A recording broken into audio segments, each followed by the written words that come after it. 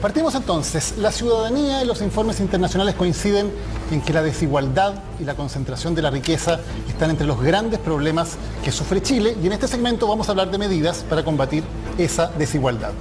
Señor Desbordes, usted propone bajar el IVA de modo general. ¿Me podría decir específicamente a cuánto pretende bajar el IVA?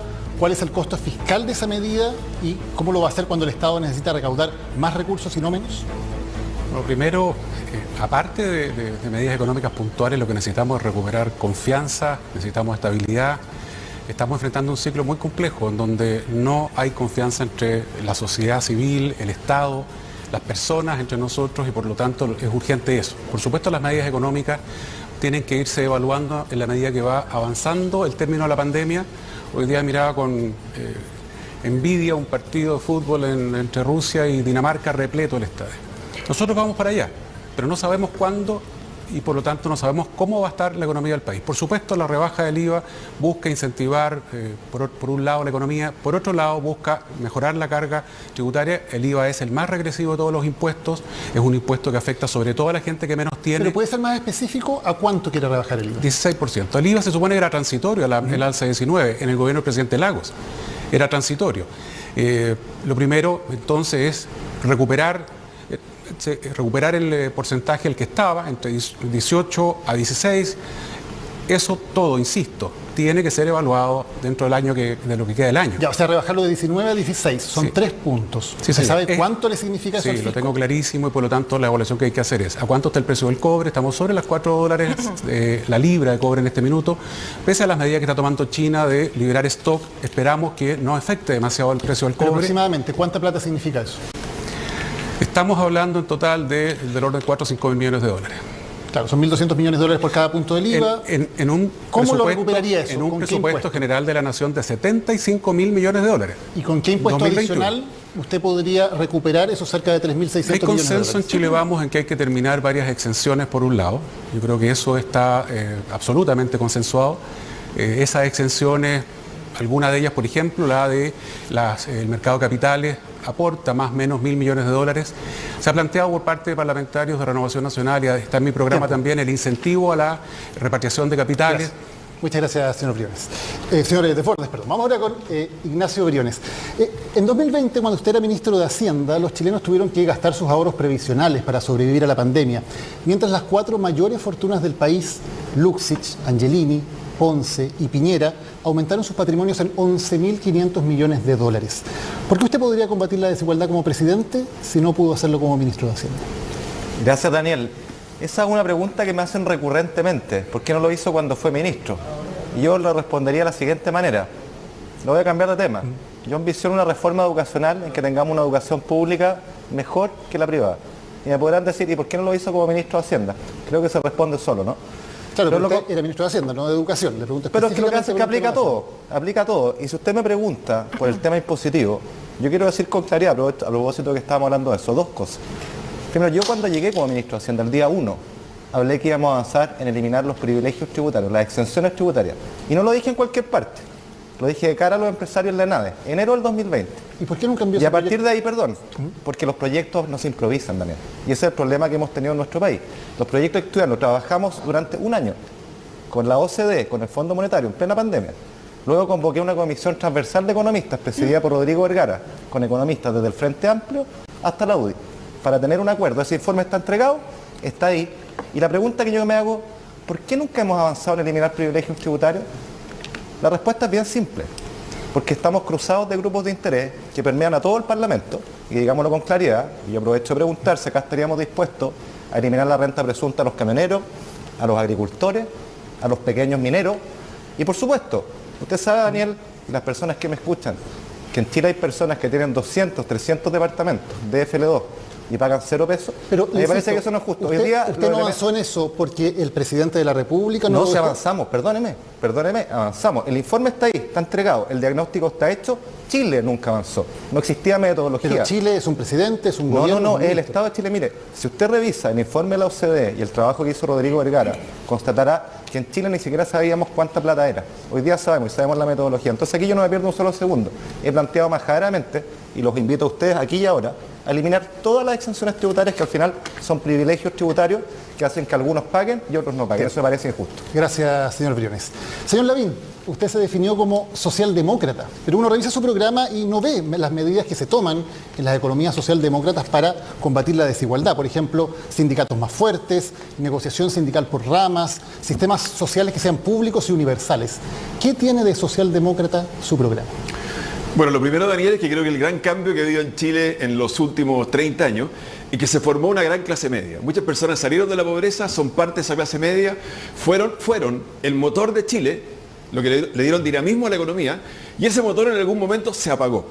Y le fuimos llenando la mochila de piedras a esa clase media. Lo que hay que hacer hoy día es sacar las piedras de la mochila, volver a encender ese motor y liberar a Chile de los abusos del Estado, liberar a Chile de los abusos empresariales y correr la aguja desde una economía cargada al mercado hacia una economía con una influencia mayor del Estado, con derechos garantizados, con un rol del Estado más fuerte y más relevante, al estilo de algunas socialdemocracias europeas. Pero eso es lo que yo quiero hacer en Chile. ¿Qué medida, eso es general, digamos, decir más del Estado? ¿Qué medida específica de su programa usted diría que es una medida socialdemócrata? Bueno, yo diría que todas las medidas que apuntan a un rol más fuerte del Estado y a políticas ya no focalizadas, sino que a políticas universales que lleguen a la clase media completa. Por ejemplo, el germen del inicio del ingreso básico universal a 1.400.000 mujeres que hoy día están dedicadas al cuidado del hogar, de los niños, de los adultos mayores, con cero remuneración. Con ellas vamos a partir con el ingreso básico universal, pensión básica universal, plan único de salud. O sea, es otro tipo de políticas sociales diferentes a las que hemos tenido hasta ahora. Uno ve que su vocero económico, por ejemplo, es Tomás Flores, de Libertad y Desarrollo, su jefe programático Ernesto Silva, expresidente de la UDI. ¿Cómo va a ser un programa socialdemócrata si el equipo con el que usted trabaja es un equipo de la neoliberal, ortodoxo? ¿Dónde está el cambio? El presidente va a ser yo, Daniel.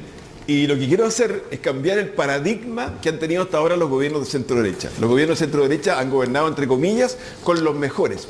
Pensando en los mejores, los que han estudiado afuera, posgrado, Harvard, Chicago. No va a ser así. Va a haber un gabinete paritario, 50% mujeres, hombres, 50% regiones Santiago y un tercio proveniente de colegios particulares subvencionados, particulares pagados y municipales, para que hayan vivido realmente lo que vamos a aplicar en el gobierno. Gracias, señor Lavín. Señor Sichel, en 2020 el cobre representó solamente el 5,9% de los ingresos del fisco. Al mismo tiempo, una minera privada, Anglo American, aumentó su valor en 14.000 millones de dólares. Este año sabemos que el cobre está en precios históricos, no sabemos cuánto van a durar. ¿Apoyaría una ley de royalty que permita que más recursos del cobre vayan al Estado? Mira, son tres conversaciones al mismo tiempo para responderte, Daniel. La primera, tenemos un problema antes de subir cualquier impuesto, es cómo gasta la plata el Estado. Y la verdad, se pierde mucha plata gastándola mal. Cualquier ciudadano que se dé una vuelta por un recinto público lo sabe. Hay una segunda forma de recaudar más, que yo creo que no es subiendo los impuestos ni a las personas ni a las empresas. Voy a dejar el royalty porque es un impuesto específico, que es aumentando impuestos específicos a alimentos no saludables. Hoy día la obesidad es una de las pandemias más terribles que tenemos, y también impuestos verdes, avanzando en lo que para mí es una prioridad, que es la protección medioambiental del país y que el que contamine pague cada día más. Y hay una tercera forma que tiene que ver también con ser más eficiente eliminando exenciones, pero también mirando los tributos de manera distinta. No en todo el país, sino creando impuestos regionales con afectación regional. Uno de ellos es el royalty. Yo estoy de acuerdo en avanzar en un royalty minero. Lo que me pasa es que no me gusta la discusión que hoy día está en el Congreso, porque se cobra sobre las ventas y no sobre las utilidades, pero hay que ir avanzando en la medida que esté asociado al aumento del precio del cobre, sin ningún complejo, Daniel. ¿Tienen razón Evelyn Matei o Mario Desbordes cuando han dicho que usted es el candidato de los empresarios, por lo que podría no tocar sus intereses? Mira, primero quiero ser el candidato de presidente de todos los chilenos, y esas caricaturas le hacen mal y nos vuelven a los 70. Esa ridiculez es lo que dijo alguna vez Salvador Allende, que él era presidente de unos pocos, otros no quieren ser candidatos. Yo soy feliz candidato de emprendedores, de empresarios, de académicos, de militantes de partidos, de independientes. Es raro presidentes que no quieren ser presidente de todos los chilenos. Y lo segundo, obviamente hay una caricatura además que trata de ningunear a aquel que llega desde fuera, un independiente. No, es que usted lo manda a alguien. Gracias a Dios he llegado acá por mi esfuerzo y mi mérito y soy suficientemente libre para decir cosas como que estoy dispuesto a aumentar los impuestos, muy brevemente, porque no le tengo miedo a nivelar la cancha hacia arriba o a hacer impuestos regionales. ¿Qué interés poderoso tocaría usted como presidente? Varios que te dije. Primero, los impuestos a bebidas azucaradas y alimentos no saludables, los impuestos verdes muy fuertes y la nivelación de la cancha con impuestos regionales. Esos son intereses. Y para qué decir de los partidos políticos y la concentración de poder en general que ellos tienen. Gracias, señor Sichel. Macarena. Sí, es que está pidiendo derecho a réplica el candidato Briones. O sea, no sé si es una réplica, pero yo quisiera complementar lo que se ha hablado acá, porque creo que es fundamental hablar de impuestos y vamos a necesitar recaudar más, tenemos gastos necesarios por delante. Pero creo que es fundamental tratar de equilibrar dos cosas, recaudar más, recaudar bien, pero dar también incentivos al crecimiento. Todo lo que vamos a hablar en este debate, en el bloque que sigue, de medidas sociales, requiere recursos. Perdonen los fomes, pero sin crecimiento económico, eso es espejismo, no se puede financiar. Y si nosotros no vamos a hablar de eso, bueno, creo que pasémonos al debate de mañana donde probablemente no van a hablar de eso. En consecuencia, creo que acá la combinación es cómo tú recaudas más con dar mayores incentivos a la inversión al pequeño, al mediano y a la gran empresa, porque la necesitamos. Y eso se llama, lo hemos propuesto, un pacto tributario de mediano a largo plazo que recaude más, pero que dé certezas para la inversión y para el crecimiento. Gracias. Señor Lavín también está pidiendo su minuto de réplica. Sí, muy breve respecto a lo que dice Ignacio. La economía chilena hoy día está muy débil. Por lo tanto, el momento de subir los impuestos no es hoy. Vamos a tener que tener un pacto tributario para el futuro, para aplicar 3, 4, 5 años más, pero no ahora. Hoy día la economía está extremadamente débil. Hoy día el orden para obtener recursos para financiar el mayor gasto público, a mi juicio, es crecimiento económico, aumento del precio del cobre, endeudamiento, evasión, exenciones e impuestos. En ese orden. Y afortunadamente el precio del cobre hoy día está bastante alto y hay buenas noticias de largo plazo para la economía chilena en ese sentido. Se entusiasmaron con los derechos a réplica, recuerden que son limitados. Señor Sichel está pidiendo uno. Es vital crecer, ¿eh? Y cómo crecer también es vital. Algo dijiste, Daniel, de la concentración de los ingresos y la riqueza en Chile y cómo algunas empresas crecen y la cancha es absolutamente dispareja para pequeñas empresas. Entonces algo bien importante que estamos proponiendo nosotros tiene que ver con nivelar la cancha para emprendedores. El Estado acá puede ser un gran estimulador de inversión y de innovación para desatar crecimiento y hay que cambiar la ley de I+D y aumentar la inversión en innovación.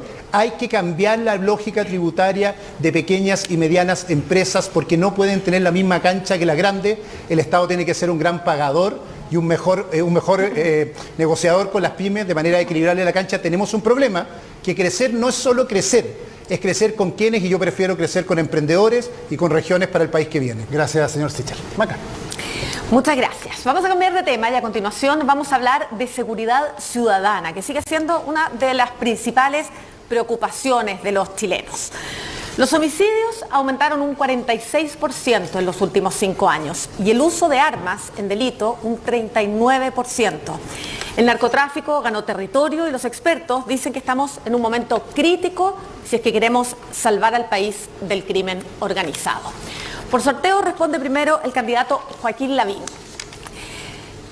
Candidato, si usted es presidente, ¿con qué política distinta a lo que se ha hecho hasta ahora enfrentaría este peligro inminente que es el narcotráfico? Bueno, primero, Macarena, como presidente me voy a involucrar personalmente en el tema, tal como me he involucrado como alcalde, directamente. O sea, he estado ahí en los abordazos, portonazos, turbazos, motochorros, motoclock. Si hay un asalto a las 3 de la mañana que una persona la amarra en Las Condes, yo voy. Como presidente voy a hacer así. Porque esa es la señal para las policías, carabineros e investigaciones de respaldo total. Y hoy día necesitan más respaldo. Lo segundo, tecnología y equipamiento. Tecnología y equipamiento. Hoy día necesitan más vehículos blindados. Necesitan más. Este aparatito, este pequeño aparato que está aquí, se llama UFED. Se pone en los celulares para extraer la información de los celulares incautados a los traficantes. Por ejemplo, ¿sabes cuánto tiene la PDI en su brigada de robos? 1. ¿Y sabe quién se lo dio? Nosotros, la Municipalidad de Las Condes. Entonces, cuando tú dices drones, reconocimiento facial, lectores de placa patente, a nosotros nos piden prestados los drones cuando tienen que hacer una intervención en una población. Entonces, equipamiento y tecnología. Segundo, ya no más cuidar a los narcofunerales. Ir a los narcofunerales a tomar preso a los traficantes, a incautarles los autos. Un condenado por tercera vez, hay condenados por 10, 15 veces que andan en la calle. Un condenado por tercera vez, pena efectiva. Perdón, discúlpeme, el diagnóstico que usted está haciendo quiere decir que lo que se ha hecho hasta ahora está mal. La PDI tiene solamente uno de esos aparatos que usted dice que serían muy útiles. ¿Este gobierno no le ha dado prioridad al tema de la lucha contra el narcotráfico? Mire, este gobierno habló de que se iba a acabar la fiesta de los delincuentes, no se acabó y estamos al debe en seguridad ciudadana, en lucha contra el narcotráfico y en el orden público. En las tres cosas estamos al debe. Pero usted también es un gobierno del mismo pacto, ¿por qué iba a ser distinto? Pero tengo que reconocer las cosas. Por eso yo voy a usar el estilo Las Condes para la seguridad ciudadana. ¿Con el mismo presupuesto de Las Condes? Por un presidente involucrado personalmente. Las Condes tienen un presupuesto bien distinto al de todos. Yo no mezquinaría dólares cuando se trata de inteligencia, porque así se combate el narcotráfico. Muchas gracias, Joaquín Lavín. Seguimos con el candidato Mario Desbordes.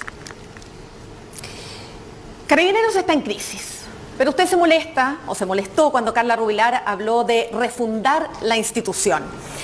Usted habla de modernizar o prefiere la palabra reformar. Y sin embargo hemos visto corrupción, violencia policial, ocultamientos de prueba, la justicia.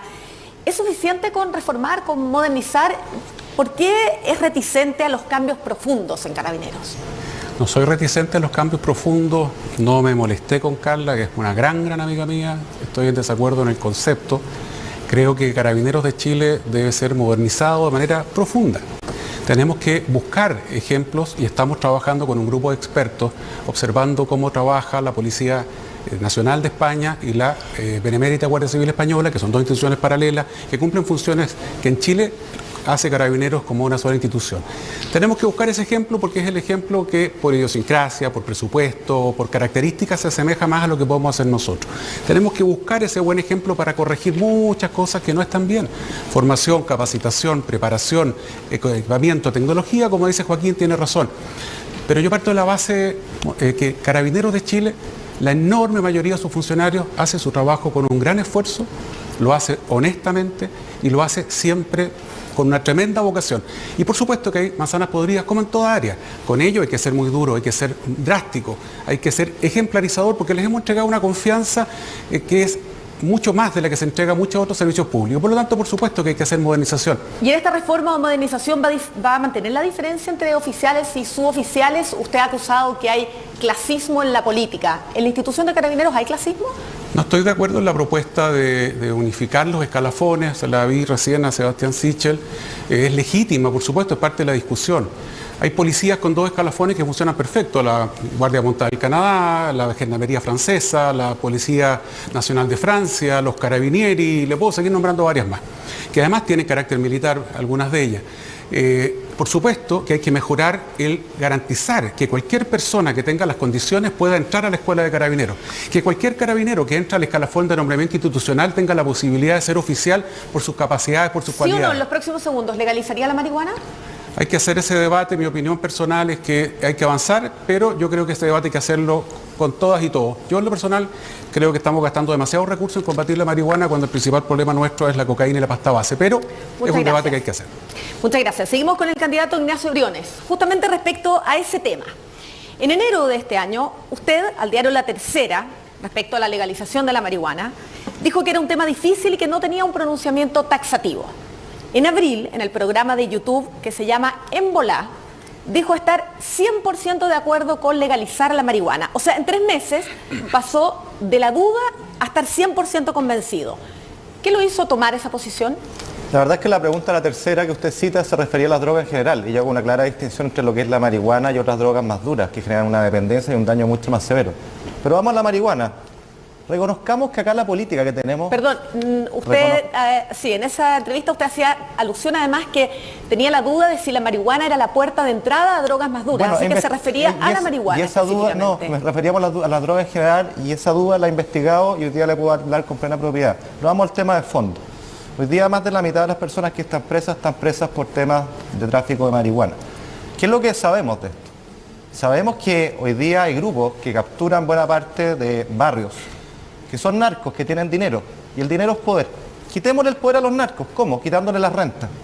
Hemos tenido una política de prohibición que ha fracasado y seguimos haciendo lo mismo, vamos a seguir fracasando.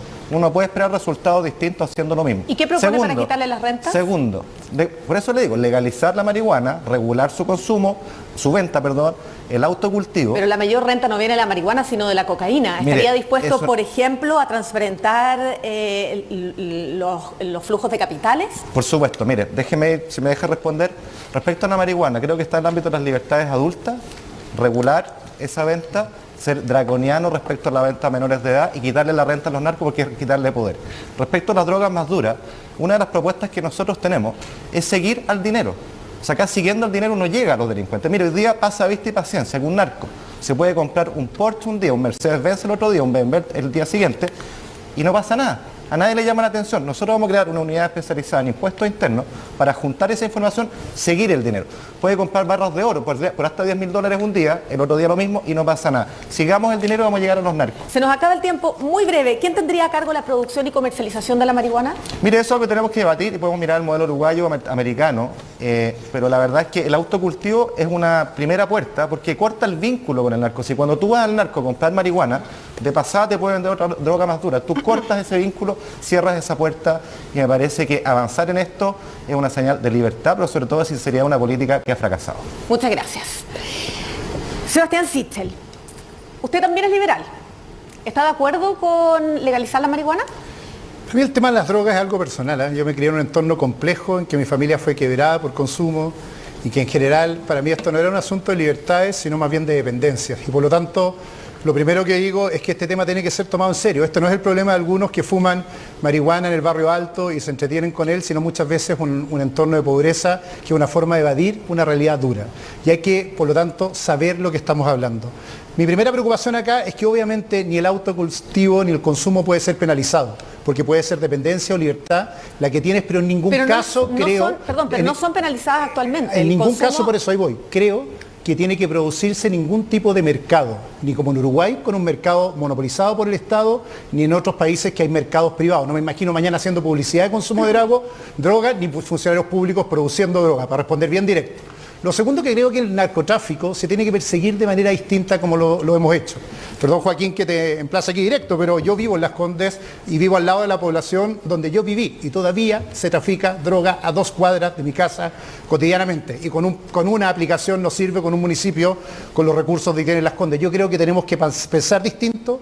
Yo he propuesto crear una policía especializada en tráfico, distinta, como la DEA norteamericana, que tenga capacidades, protocolos distintos, porque el delito del tráfico se mueve de manera distinta. Empieza por una frontera del norte, entra por un puerto, circula por la ciudad y por lo tanto tratar de perseguirlo a nivel territorial es grave. Y lo segundo es el Estado el que ha fallado, el que desapareció del territorio.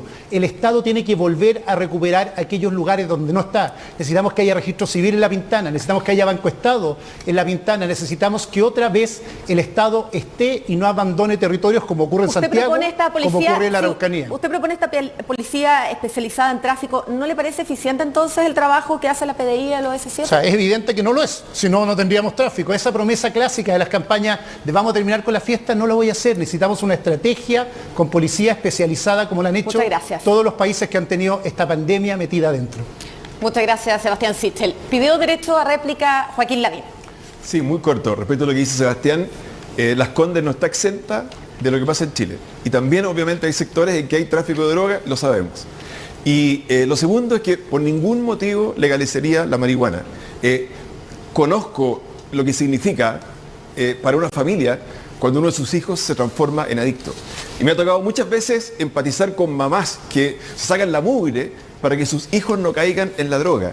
Y de repente me pasan el teléfono, don Joaquín, por favor, llame a mi hijo y pídale que no fume, que no caiga en la marihuana. Los jóvenes chilenos consumen el doble de marihuana que el resto de los jóvenes en América Latina. En Uruguay no ha resultado. Entonces, empatizando con la calle, yo sé que a nivel a lo mejor más alto, empatizando con la calle, con lo que le pasa a las familias chilenas, no legalicemos la marihuana, otra cosa el uso medicinal, pero legalizarla sería un grave error en la lucha contra el narcotráfico.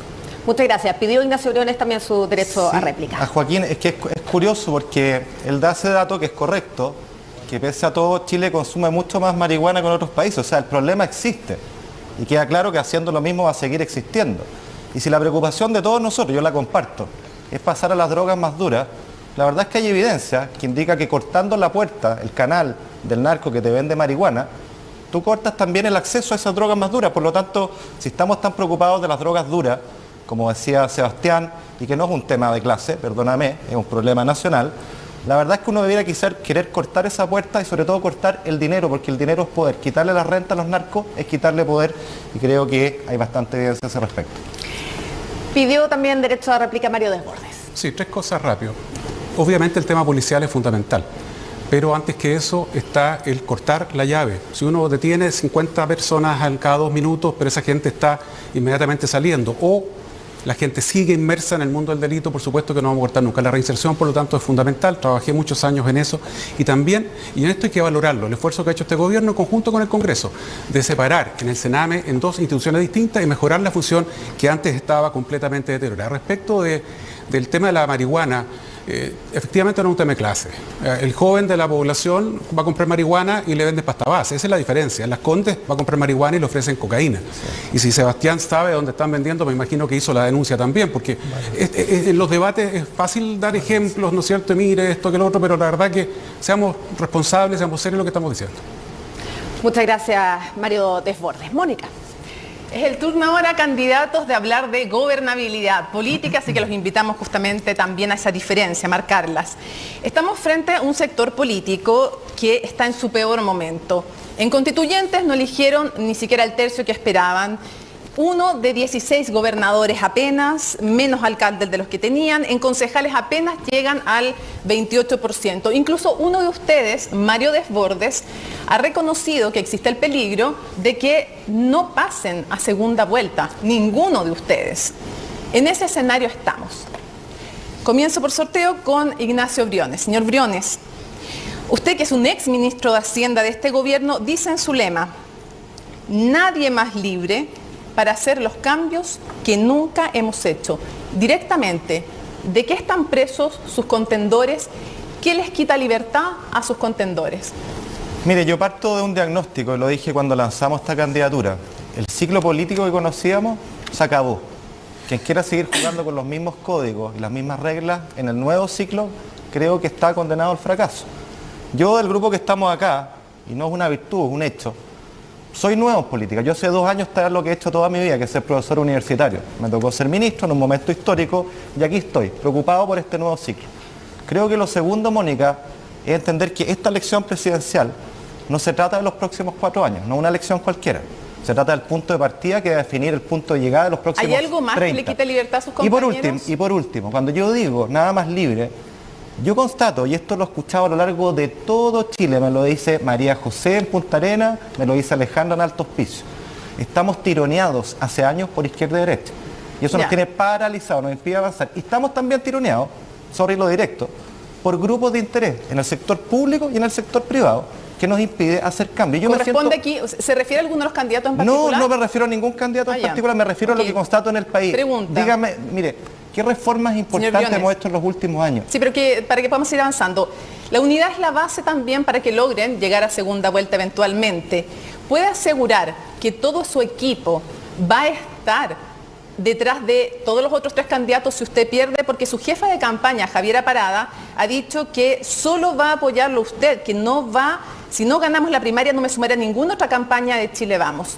¿Puede asegurar que están todos detrás del que gane? Yo siempre he creído en las reglas y las he respetado siempre y las respetaré siempre. El acuerdo que nosotros tenemos acá es que los candidatos que pierdan van a apoyar al candidato que gane. ¿Su equipo lo va a hacer? Es que son los candidatos, no son los equipos. Mire, mi equipo está lleno de independientes. Hay 200 profesionales independientes. ¿No garantiza el apoyo de su equipo? Yo no tengo mando sobre los independientes. Ellos me están apoyando a mí. Nuestro compromiso es apoyarnos lealmente y eso yo lo voy a honrar siempre porque yo no me salto las reglas. Es parte de mi credo. Gracias, candidato. Vamos a conversar ahora con Sebastián Sichel.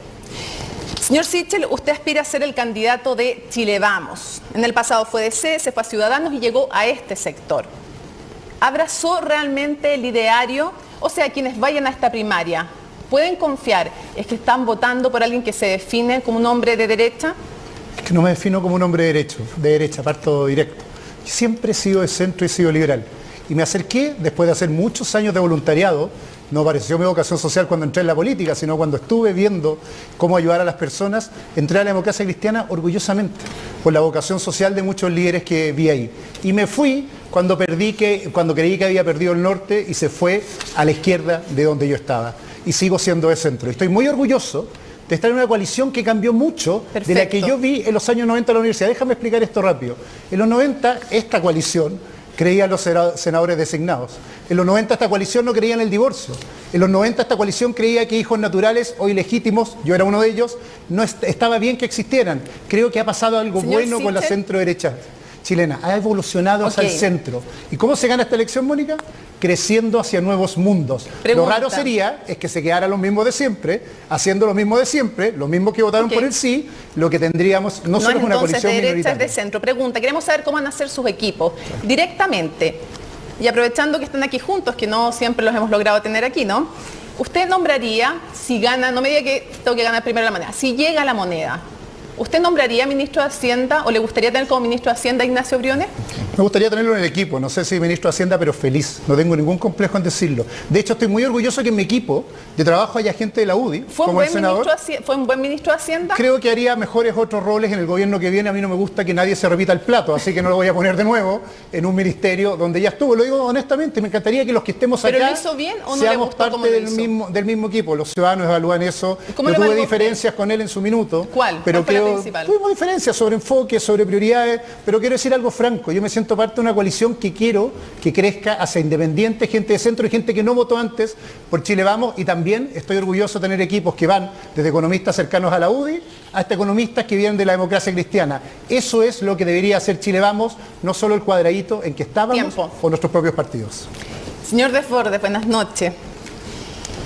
Si no es capaz de ganar una elección dentro de su partido, ¿cómo va a ganar una elección en Chile?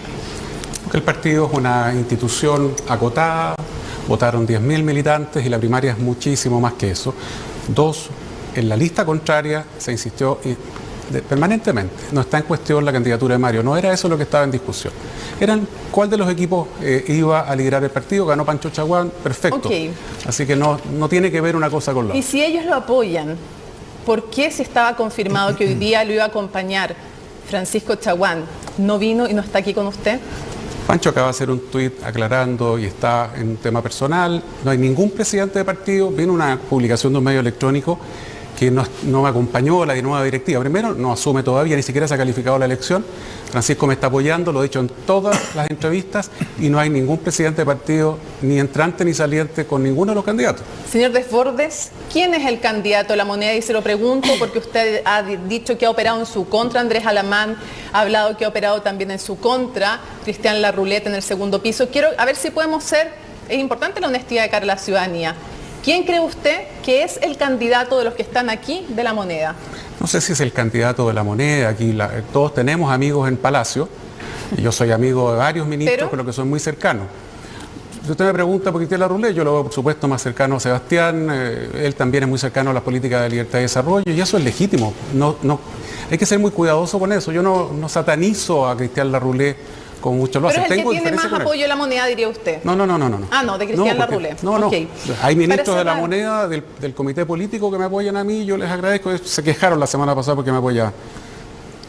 Ok, quiero cerrar con lo siguiente. ¿Usted le puede garantizar a todo Chile que va a llegar hasta el final de estas primarias, que no se va a bajar antes de que sean las primarias? Le puedo garantizar que voy a competir para ganar esta primaria. Creo que soy la persona más preparada para enfrentar a Jadwe por muchas razones. Y no hay ninguna razón para que yo me baje esta primaria, ninguna. El discurso constante de algunos que están intentando socavar mi candidatura es interesado y no tiene ningún asidero. Tengo el apoyo de Renovación Nacional, del PRI y de muchos independientes que están felices con esta candidatura. Tiempo, señor Desbordes. Tiene su derecho a réplica, Sebastián Sichel. No, primero pedirle las disculpas a Joaquín Lavín, tantos años de amistad con Cristian Larroulette y ahora me lo cargan a mí.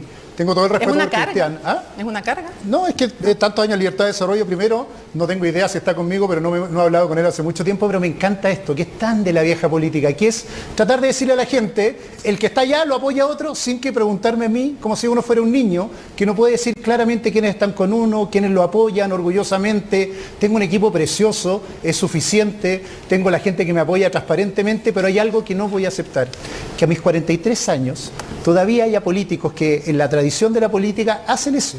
No, a ti te apoya Juan, perdón, ¿y quién te dijo a ti que me apoya Juan? ¿Te dijo él? No. ¿Te dije yo? No. Ah, pero es que yo lo creo. Y creo que al final eso tiene que ver con un respeto dentro de una coalición que es vital. Yo no voy a decir que a quien apoya a Joaquín, confío plenamente que él puede decirlo, ni a Ignacio, ni a Mario. Mario sistemáticamente ha hecho esto y que tiene que ver con una forma de hacer las cosas distintas, que es básicamente tratar de que seamos menos. Yo estoy orgulloso de la gente que me está apoyando. Gracias, senador García Huidobro de la UDI. Gracias, Diego Paulsen de RN. Gracias a Pedro Brown, ex Evópolis. Es tan raro estar debatiendo respecto a los fantasmas que tienen otros. Tiempo, señor Sichel. Pide su derecho a réplica Mario Desbordes. Lo escuchamos entonces. Sí, yo voy a contestar las preguntas que se me hagan con total transparencia. Es lo que hago siempre en las entrevistas. ¿Usted quiere que sean menos, dice él? Lo segundo... la persona que ha estado agrediendo a los demás candidatos de manera constante ha sido lamentablemente Sebastián Sichel, con descalificaciones como la que acabamos de escuchar, los de la vieja política. Mire, yo no tengo la misma flexibilidad de él. Yo estaba en un solo partido, fui su presidente, viene de dos partidos distintos, salió peleado de los dos partidos. De los dos partidos. Entonces, esa frase de la vieja política que busca descalificar, o decirle a Joaquín, etcétera, lo que busca es descalificar y decir, mira, yo soy el impoluto. Por favor, ¿sí? Lo que tenemos que lograr acá, y ojalá después de este debate se logre, es que el que gane esta primaria tenga una opción de ser presidente de Chile en serio. Habíamos acordado no hacernos daño. Y si usted googlea, se va a encontrar con que las descalificaciones constantes, sobre todo vienen de una candidatura y del equipo de esa candidatura, de don Jorge Razo y de los empresarios que lo apoyan, etcétera. Entonces, el nivel de insulto y descalificación a los que se ha llegado es enorme. Por lo tanto, mire, yo lo único que pido, discutamos de propuestas y dejemos de descalificar. Lo más gracioso, perdón, es que él dijo que me apoyaba a Cristian Larroulet y él es el agredido, una cosa increíble que pasa hace mucho tiempo. Pero bueno, perdón Joaquín o perdón Cristian, no sé, que no creo que necesites ventrílocos, pero estamos acá diciendo lo que creemos. Muchas gracias, vamos a ir ahora con Joaquín Lavín. Señor Lavín, ¿cómo está? Buenas noches. Buenas noches. Usted ha sido 20 años candidato más. Y ahora nos dice que es socialdemócrata. Evelyn Matei llegó a levantar una candidatura por eso. Además, aquí el señor Sichel, que lo acompaña, dice que no se puede estar en la UDI y ser socialdemócrata, que hay una incoherencia. ¿Por qué alguien que vote en unas primarias de la centro-derecha debería apoyar a un candidato que se dice socialdemócrata, que es una corriente de pensamiento de la centro-izquierda? Mira, Mónica, yo he sido testigo privilegiado, me ha tocado estar varias veces, de la evolución que ha tenido Chile. Y estamos en un nuevo país. El país de la gran clase media chilena, a la cual hay que volver a encenderle el motor. Y yo me siento también orgulloso, contento de haber evolucionado con ese país. Las personas también vamos cambiando. Hoy día Chile es lo que necesita, y por eso es que tienen que votar por mí.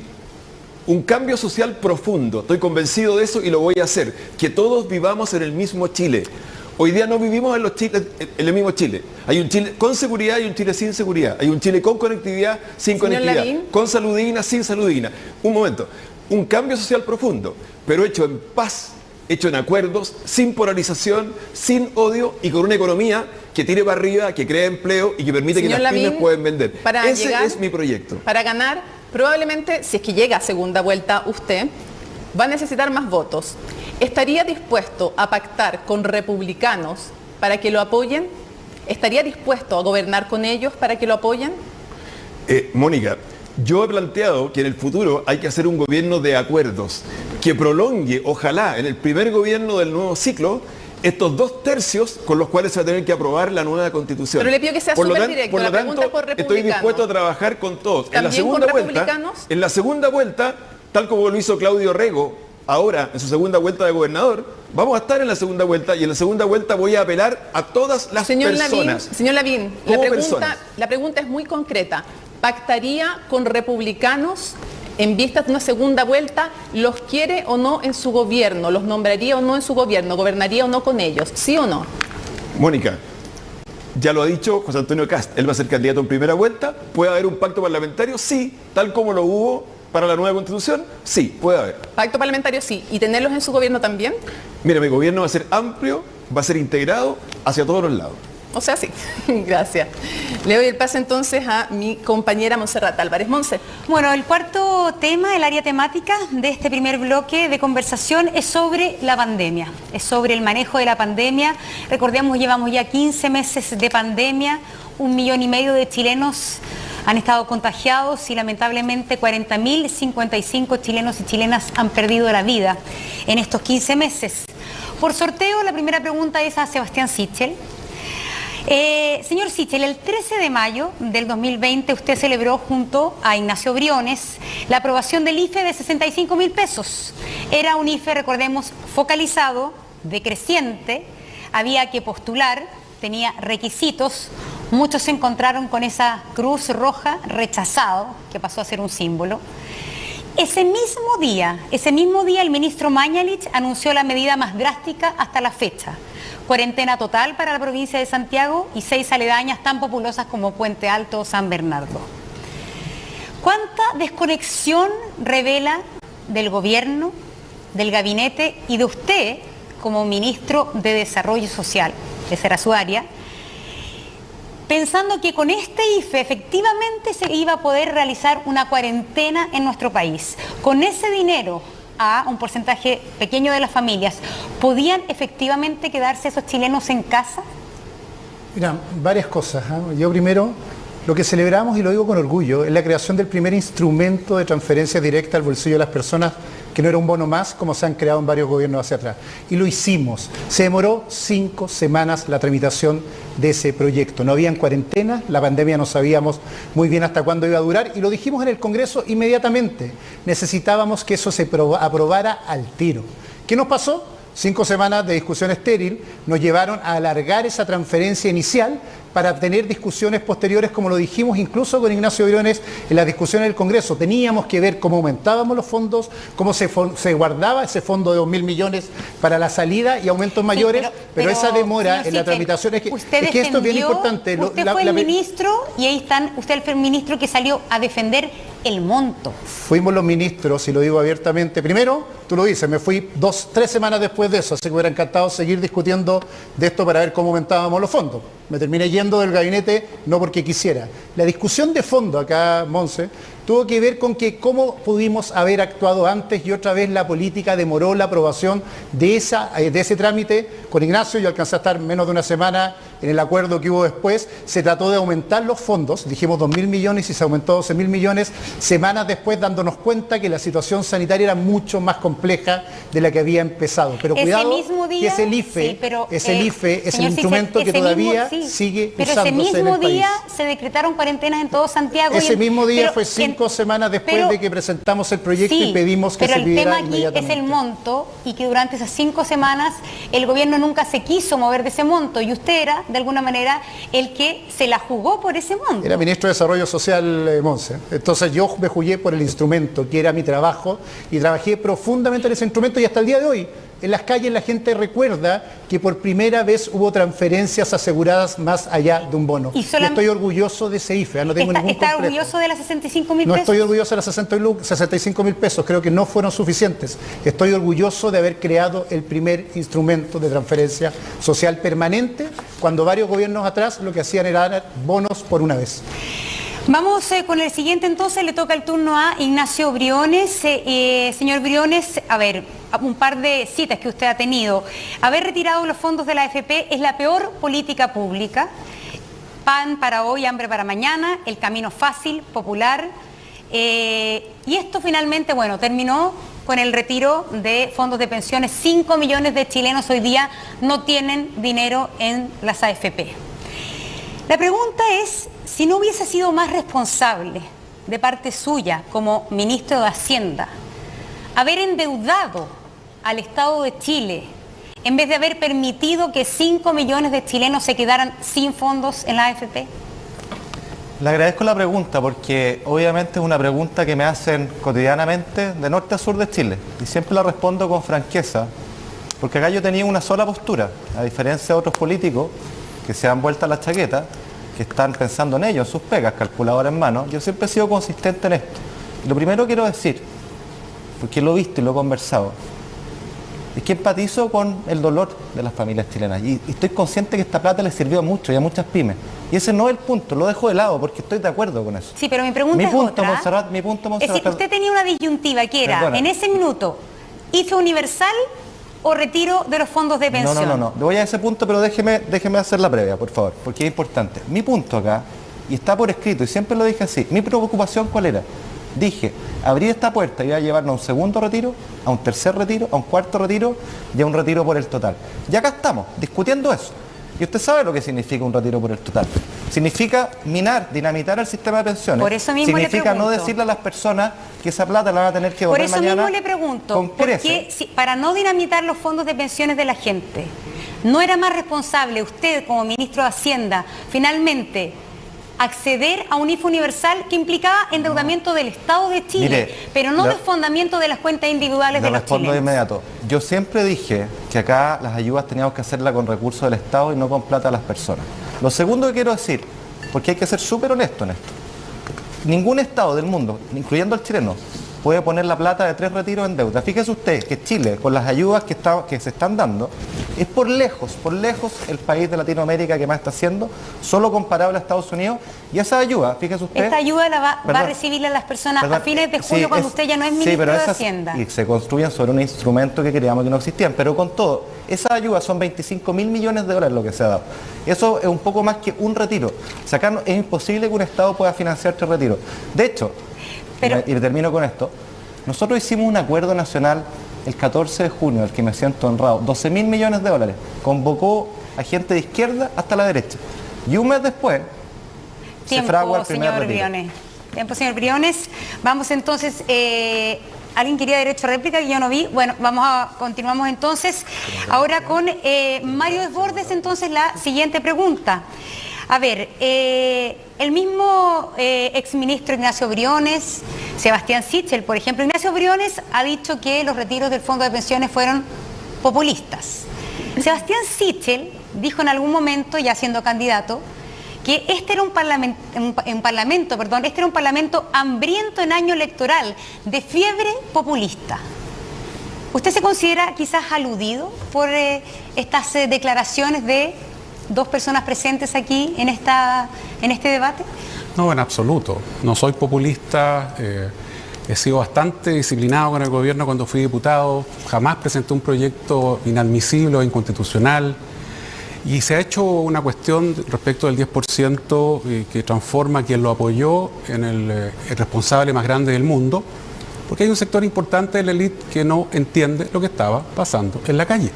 La directora de mi liceo, del Liceo Juan Gómez Millas de la comuna del Bosque, no de la Avenida del Bosque, nos pidió a los exalumnos que juntáramos dinero para llevarle cajas de mercadería a estudiantes que estaban pasando hambre. Eso fue en julio del año pasado. Esto lo hemos tenido que hacer varias veces después. Mucha gente, cuando uno le decía, hay jóvenes pasando hambre, hay gente pasando hambre, hay ollas comunes, no, si son un invento del Partido Comunista, ¿cierto? No puede ser. No es cierto. La realidad en la calle era otra. A 65 lucas no alcanzaba. Empezamos en 65 lucas y vamos en 177. 177. Señor Desbordes, ¿quién era el que no entendía lo que pasaba en la calle? También se me ha dicho acá por algunos... ¿Era el presidente? ¿Era el ministro de Hacienda de ese momento o el ministro de Desarrollo Social de ese momento? O cuando usted habla de desconexión de la élite, habla incluido el presidente digo una parte de la élite, y ambos no exministros presentes. Digo una parte de la élite. También se me dijo por algunos de los presentes acá que la focalización o la irresponsabilidad y el populismo de las ayudas universales. Bueno, gracias a Dios, hoy día tenemos ministros que piensan distinto, y doña Carla Rubilar logró impulsar esto, y tenemos por fin una ayuda universal. Porque cuando la gente muere más en San Ramón, en el Bosque, en Los Espejos, no tiene que ver con una cuestión solo de espacio. Por supuesto son más reducidos los espacios. Para el que conoce un bloque de departamentos sabemos que viven hacinados.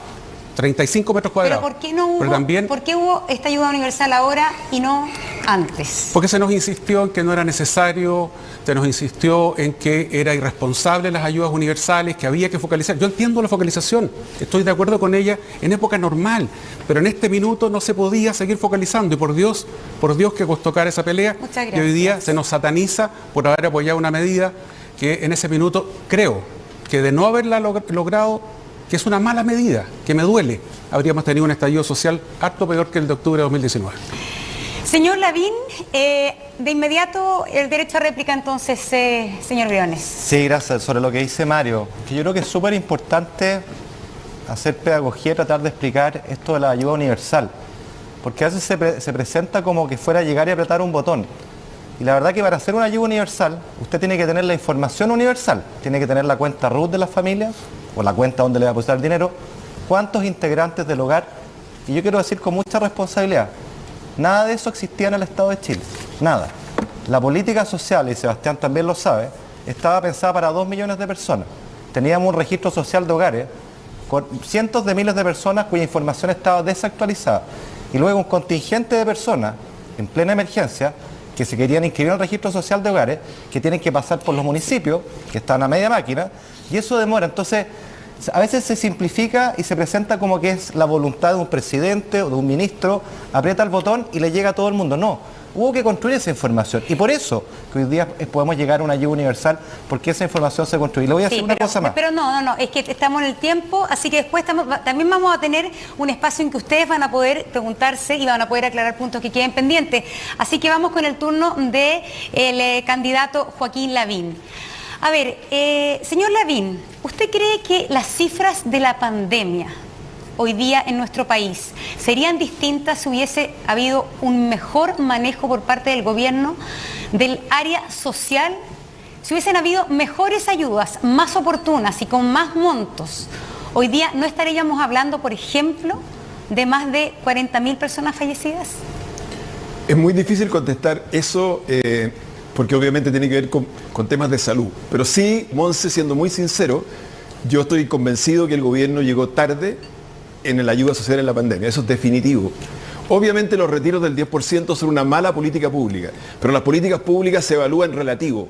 Esto a lo mejor es malo, pero esto otro, IFE de 65.000 pesos o bono de 500.000 pesos solamente si es que usted ha perdido su trabajo o ha bajado su sueldo, es peor todavía. Por lo tanto, la ausencia y la llegada tarde fue lo que hizo que no quedara otra alternativa que los retiros del 10%. Y yo también lo apoyé, estando consciente de lo que dice Ignacio. Ahora, eso, una cosa, el gobierno tenía el resorte de parar el retiro de los fondos de pensiones con mayor ayuda y no lo hizo. Tiene razón Ignacio de que Chile no está preparado estructuralmente para las políticas sociales que se necesitan en el Chile de hoy, pero había que hacerlo y llegó tarde. Desconoció un punto clave, que hoy día las familias chilenas son verdaderas pymes. No son solo redes de apoyo emocionales, son redes de apoyo económico. O sea, cuando tú le dices a una persona, oiga, a usted no lo voy a ayudar, ¿por qué no? Porque no le bajó el sueldo y sigue con pega.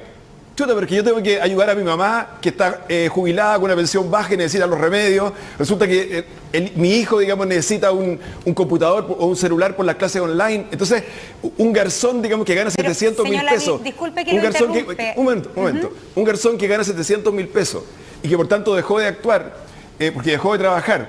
Le dijeron, no, usted le imponían por el mínimo. Así que sigue igual. Pero que yo ganaba propina, no, eso no vale. Entonces, obviamente que llegó tarde al manejo de la pandemia en lo social, sin duda. Pero usted cree que en el minuto que se decreta el IFE de 65.000 pesos, en ese minuto el Estado chileno, el gobierno chileno, no tenía margen para un IFE de un mayor monto? Obviamente que sí, que tenía margen. Y por eso se ha llegado hoy día a un IFE prácticamente universal. Y eso es lo que había que haber hecho desde el principio.